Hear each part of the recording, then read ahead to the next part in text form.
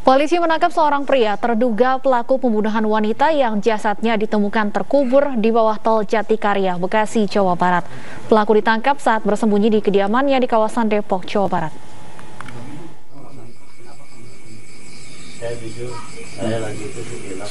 Seorang pria berinisial MAR diamankan polisi atas dugaan pembunuhan wanita yang jasadnya ditemukan di bawah tol Jatikarya, Bekasi.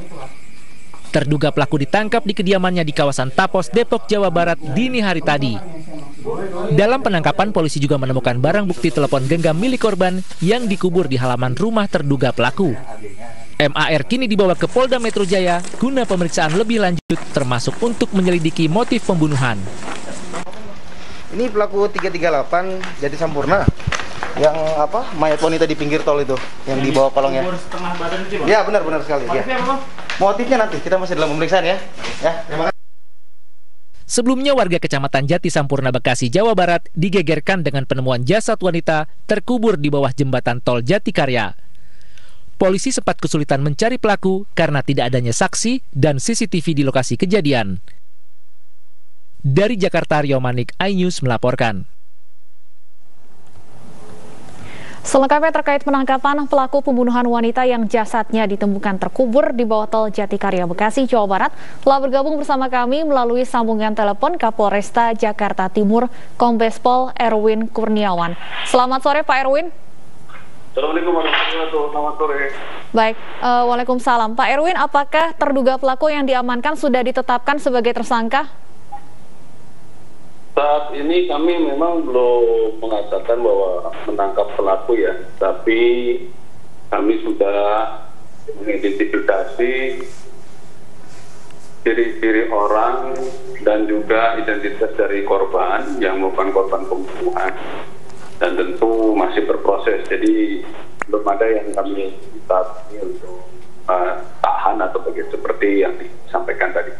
Belum ada yang diamankan, artinya pria berinisial MAR yang diamankan di Depok ini sebagai apa, Pak?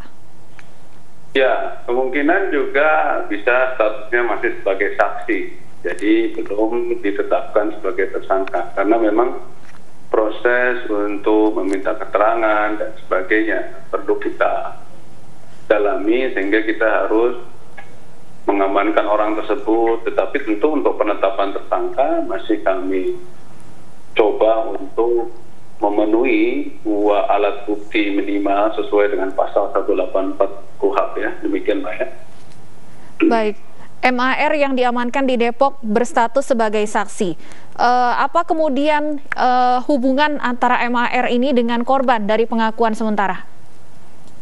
Ya, itu kami belum terlalu banyak memfokuskan kepada keterangan saksi, tetapi kami coba untuk mulai berangkat dari olah TKP di tempat kejadian ditemukannya mayat dari saudari Marwaah yang kemudian bisa diidentifikasi dari hasil penelusuran sidik jari dan ciri-ciri serta koordinasi dengan orang tua ya, sehingga kami dapat mengetahui identitas daripada korban. Baik, namun informasinya telepon genggam milik korban ditemukan di halaman rumah dari MAR. Ya, itu sebabnya tentu kami dalam hal ini terus mengumpulkan alat bukti sampai yakin betul berdasarkan KUHP, pembunuhan alat bukti, kita bisa menetapkan orang yang diduga tersebut sebagai tersangka. Dan ini tentu masih berproses. Untuk penyebab kematian korban sendiri, apakah sudah diketahui, Pak?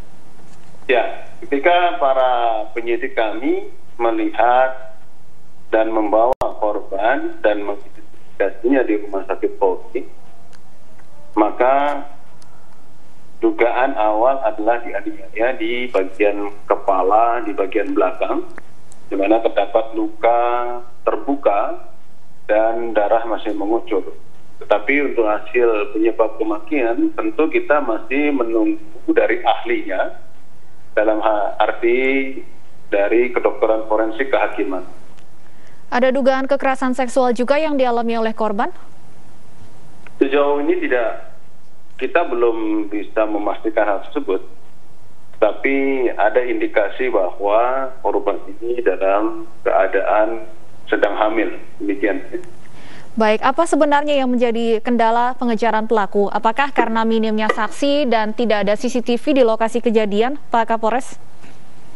Ya, tentu setiap proses penyidikan dan penyelidikan ada kendala-kendala yang harus kita hadapi di dalam memenuhi alat bukti tanpa mengejar pengakuan daripada seseorang yang diduga tersangka.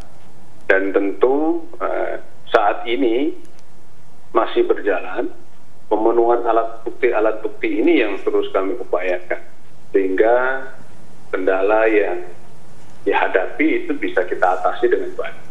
Sejauh ini sudah ada berapa saksi yang diperiksa, Pak?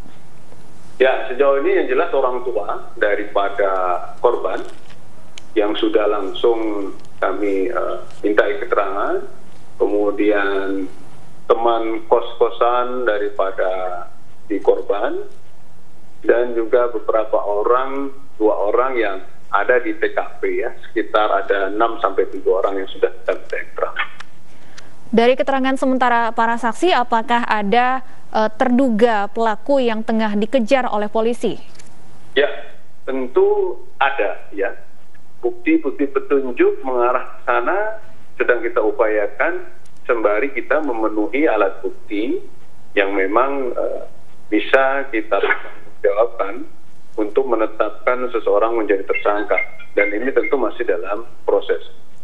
Baik, kami akan tunggu tentunya update lebih lanjut dari penyelidikan kasus ini. Terima kasih Kapolres Metro Jakarta Timur Kombes Pol Erwin Kurniawan sudah bergabung bersama kami di ini sore.